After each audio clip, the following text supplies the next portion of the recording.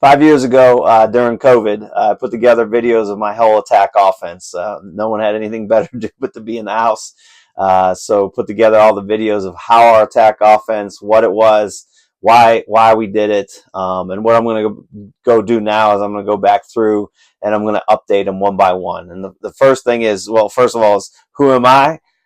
There's my resume. I think the thing that should stick out is the fact that we made the NCAA tournaments, both the men's and women's coach, taking teams to national tournaments on both the men's and women's side with the attack offense. The attack offense is the same regardless if it's men or women. You can cater it to the level you're at, the talent you're at, but that's the beauty of it is that it can shape itself into whatever team that you have.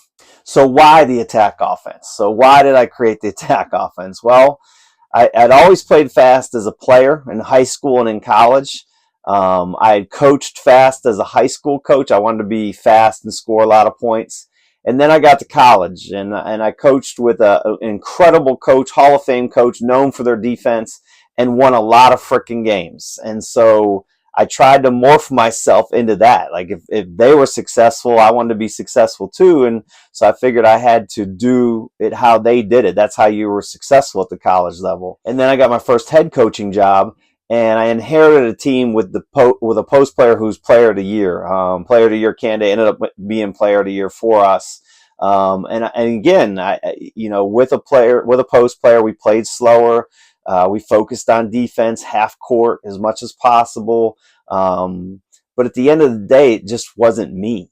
I mean, we went 9-16 for 3 straight years. My first 3 years as a head coach at the college level. And it's kind of funny because even my family would make fun of me. My brother's like, "Hey, what are you going to do in this 4th year? You're going to go 9-16 again." And I couldn't handle that. And if we were going to go 9-16 again, then we were going to go 9-16 playing my way, playing the way that I felt most comfortable playing. And that's where, like, I have a hashtag out on Twitter Twitter and X that I use, hashtag #BUCoach, and you got to be you coach. So I finally started taking my own advice. And so I knew I wanted to play faster. I knew I wanted to play a more open offense than I had. I'd run the Rick Majerus 4-out, 1-in motion offense. Obviously, you have a player of the year in the post. It did a pretty good job with it. But I wanted something that was more me. And to be honest with you, I was just sick and tired of playing games that were 64-60 and we would lose, or 62-59 and we would lose. Like I guess I was just sick and tired of getting my butt kicked by coaches that were better than me. So if we were going to lose, we were going to lose doing it my way. So that's how I came about to be you coach and take my own advice and create the attack offense. But first I had to find out, can you actually win at the college level with offense? So I started doing a lot of research on what wins in college basketball. And what I found out was there were a lot of coaches that were known for their defense, but it was actually their offense that was the best efficiency in the conference, and why they were winning their conference all the time, and why they were consistently good and going to NCAA tournaments all the time. So it's kind of like it was masking the fact their defense was actually masking the fact that their offense was really, really good. So I started doing these trends, and I've been posting these on Twitter and X since I think it's about 2015. So about the last 10 years or so, I've been posting these stats on X. And as you can see, this Division I, and as you can see, 25 champs in this century, 20 of the 25 have had top 15 offenses. So pretty much if you don't have a top 15 offense, you probably don't have a chance of winning a national championship. 10 of them have had a top 15 defense. Now, the key is at the bottom of this. No top 2 defense has ever won a championship. No top 2 defense. So when they say that defense wins championships, that's not true. Not anymore, it's not. It was maybe before there was a 3-point line and those kind of things, but not anymore, it's not. And no top 15 defense has won the championship this century without also having a top 15 offense to go along with it. So basically, you're not winning a championship on defense alone. If you don't have an offense, you're not winning a championship. And that's facts. These are factual things. That's a fact right there. So when people tell you defense wins championships, and I get it, like hold on to that, be you coach, do your thing. But the reality is, if you don't have a good offense, if you can't get buckets, then you're not winning a national championship. You're not winning at a high level like that. So maybe we should print some new t-shirts that say offensive efficiency wins championships. So with that said, what it showed me was Yes, we can win it with an offense. Yes, we can win games. We can win at the college level. We can actually really win at the college level with a high level offense. So what is offensive efficiency? Well, offensive efficiency is basically points per possession. And the points per possession formula, and this could change a little bit based on who you use or where you see the formula at. But at the end of the day, it's going to get you basically to the same place. And in the points per possession formula, there's one number that drives it more than anything else. Like I've taken this and I've plugged in numbers for each one of these different categories, whether it's field goals made, field goals attempted, turnovers, rebounds, because a lot of people believe if you turn over the ball, you're going to lose. If you don't rebound enough, you're going to lose. But if you plug in the numbers, and you could plug them in like I did and figure it out, or you can just take my word for it.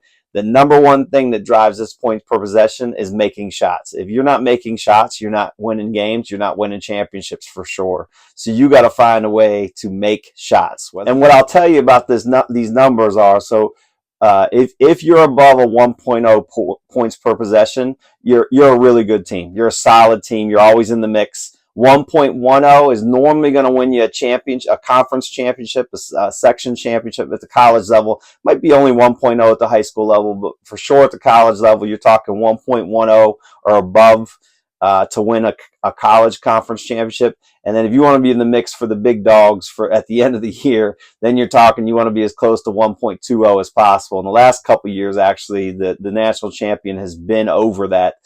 Starting the NCAA tournament. So the efficiencies are going up because offenses are getting better, players getting more skilled. The game has changed. So those are the numbers that you want to shoot for when you're putting together an offense and how efficient you need to be successful at what you're doing. So now I knew that offense does in fact win championships, so I could go forward with what I wanted to do, and that's to have an offense that fit me better, right? So I had a discussion with one of my coaching friends who's now an AD. Both his kids played Division I. One actually is playing professional basketball in the WNBA. And I was talking to him about, we were going to change the offense and play faster and freer. And he said to me two things. One, he said, Strick, you got to be ready for people to look at your team and be like, are they even being coached right now? Because if that's the way you want to play, they're going to do some things where people are going to not understand what you're doing or why you're doing it this way or why you're not running plays. So you got to be okay with what are they doing out there? And I was like, okay, I'm good with that. And he goes, the second thing you got to do is read the book Good to Great. He said it's going to be a little bit dry because it's a business book. He's like, but the principles in there, the basis of there, it's going to really, really help you get to where you got to get to. So I read the book Good to Great. And the biggest thing, two big things I took out of it. One is, you got to have the right people on the bus. And if you don't have the right people on the bus, then it really doesn't matter what you're doing. So whatever you're doing, make sure you're focusing on getting the right people on your team, in your program. The right people on the bus matters. The second thing was the Hedgehog concept. And what the Hedgehog concept was 3 questions that you had to answer to focus you in on what you wanted to do or what you needed to do. And the first question, the Hedgehog concept, is what can you be the best in the world at? And obviously I had to change it to conference to fit what I was looking for. And I thought we could be the best scoring team in the conference. So scoring points is what I chose that we could be the best at. What single denominator best drives your economic resource engine? Obviously, if you're going to score points, you got to make shots. So making shots, need to find ways to get open shots all the time. It goes back into the offensive efficiency and the points per possession. So that obviously drives scoring points the most, is making shots. And then the third question is, what are you most passionate about? For me, it's scoring points, 3-point shooting, and full court multiple defenses. And that right there, those 3 questions focused me and drove me to not only formulate the attack offense and what we were going to do, but how we were going to practice and how we were going to get those 3 questions answered. And if you answer those 3 questions too, I think it'll help you stay focused. You know how coaches talk about control what you can control? Those 3 questions help me control and stay focused on what I can control. So as I was putting it together, I studied the dribble drive and took what I wanted to take. BU coach, I took what I wanted to take out of the dribble drive and left what I didn't want in the dribble drive. I took what I wanted out of the Dave Paulson's ball screen offense, ball screen motion offense. I took what I liked, didn't take what I didn't like. BU coach. For screening, I studied some different screenings, and I actually came up with my own little thing for screening. and what I believe in and what we kind of do. And I put that all together. So it's a little mix of everything. But the key to the attack offense is a lot of people will tell me, well, it's a 5-out offense and you just dribble drive. Sure, it is. It's a 4-out offense with a 1-in and all you do is throw it in the post. Sure, we do that too. Or it's a 3-out offense and it's a power offense where you run 2 posts. Sure, it is that too.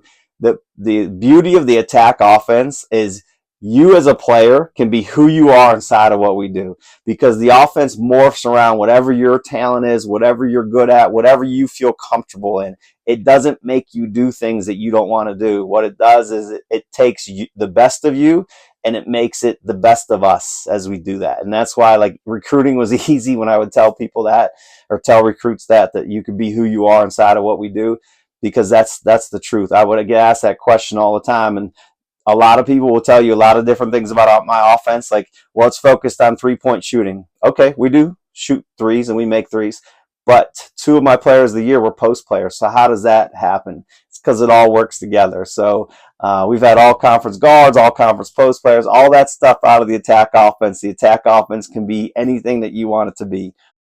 So did the attack offense work for us?